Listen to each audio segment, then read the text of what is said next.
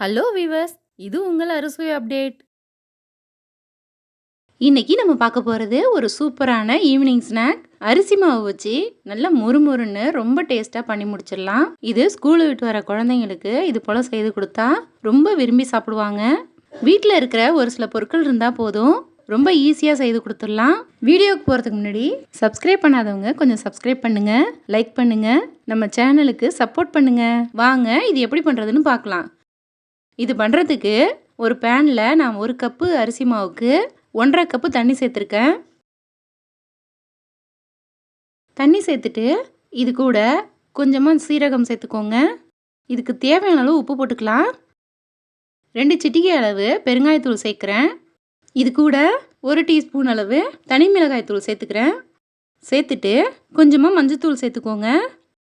இது கூட நறுக்குன கருவேப்பிலை சேர்த்துக்கலாம். இதெல்லாம் சேர்த்துட்டு 2 டீஸ்பூன் அளவு நெய் சேர்த்துக்கோங்க. இதை ஒரு முறை நல்லா கலந்து விட்டுட்டு இது ஒரு கொதி வரட்டும். இப்போது நல்லா கொதிச்சு வந்துருச்சு. நம்ம எடுத்து வச்சுருந்த அரிசி மாவை இதில் கொஞ்சம் கொஞ்சமாக சேர்த்துக்கலாம். சேர்த்துட்டு நல்லா கலந்து விட்டுக்கோங்க.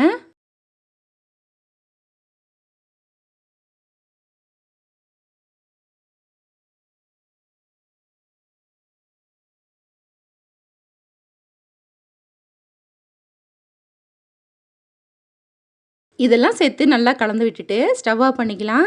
இதை மூடி போட்டு மூடி ஒரு 10 நிமிஷத்துக்கு அப்படியே வச்சிடலாம். இது ஓரளவுக்கு ஆறி வரட்டும். இப்போது 10 நிமிஷம் ஆயிடுச்சு, ஓரளவுக்கு ஆறிடுச்சு. இதை நல்லா பிசைஞ்சிக்கணும். சூடாக இருக்கும்போது நம்ம கை வச்சு பிசைய முடியாது, அதனால் கொஞ்சம் ஆற விட்டு இது போல் பிசைஞ்சிக்கோங்க. நல்லா பிசைஞ்சிட்டு அப்பளக்கட்டைக்கு தகுந்தது போல் இதை உருண்டை உருண்டைகளாக பிரிச்சுக்கலாம்.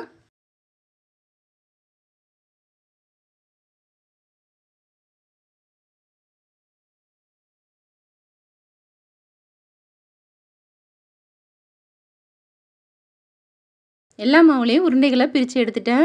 இதிலேருந்து ஒரு உருண்டை எடுத்துக்கிறேன். திரும்ப மூடி போட்டு மூடி வச்சுக்கலாம், மாவு காயாமல் இருக்கிறதுக்கு.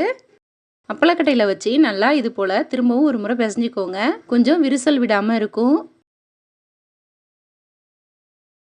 திரும்ப கொஞ்சமாக அரிசி மாவு தூவி விட்டுட்டு இதுக்கு மேலே வச்சுட்டு நல்லா மெல்லிசாக தேய்ச்சி எடுத்துக்கலாம்.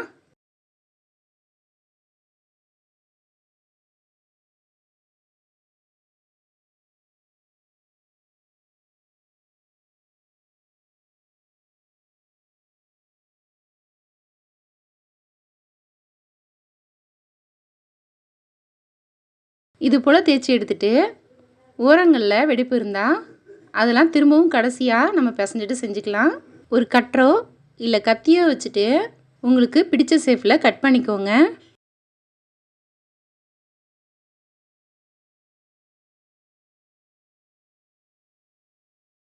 நம்ம கட் பண்ணதெல்லாம் ஒரு பிளேட்டுக்கு மாற்றிட்டு மீதி இருக்கிற உருண்டைகளையும் இது போலவே செய்து எடுத்துக்கலாம்.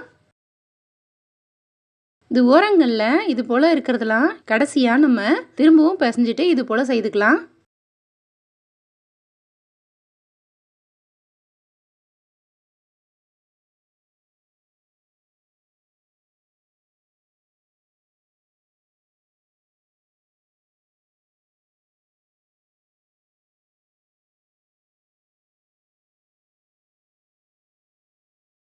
இப்போது எல்லாமே செய்தாச்சு. இது பொரிக்கிறதுக்கு ரெடியாக இருக்குது. இதுக்கு தேவையான அளவு எண்ணெய் ஊற்றிட்டு நல்லா சூடு பண்ணிக்கோங்க. எண்ணெய் நல்லா சூடானதும் நம்ம கட் பண்ணி வச்சுருந்த மாவெல்லாம் இது போல் பரவலாக சேர்த்துக்கலாம். நான் எடுத்துருந்ததில் 3 முறையாக பொரித்து எடுத்துக்க போகிறேன். ஹை ஃப்ளேமில் வச்சு இதை வேக வச்சுக்கலாம். இது நல்லா கிறிஸ்பியாகிடுச்சு. இது எல்லாத்தையுமே இது போல் திருப்பி விட்டுக்க போகிறேன். இதில் எண்ணெய் சவுண்டு அடங்குனதும் எல்லாத்தையும் எண்ணெயிலேருந்து வெளியில் எடுத்துடலாம்.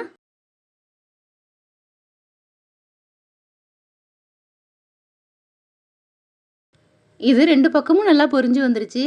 எண்ணெயிலேருந்து நல்லா வடிகட்டிட்டு வேறு ஒரு பாத்திரத்துக்கு மாற்றிக்கலாம்.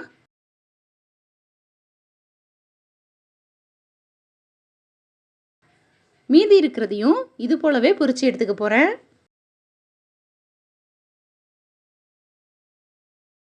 இப்போது இதுவும் தயாராகிடுச்சு. இது எண்ணெயிலேருந்து வெளியில் எடுத்துடலாம். பாருங்கள், நம்ம 1 கப்பு மாவு சேர்த்துருந்தோம். எந்த அளவுக்கு ஸ்நாக் கிடச்சிருக்குன்னு. இதை உடைச்சி காமிக்கிறேன். நல்ல கிறிஸ்பியாக இருக்குது. அரிசி மாவு வச்சு சூப்பரான ஈவினிங் ஸ்நாக்ஸ் செய்தாச்சு.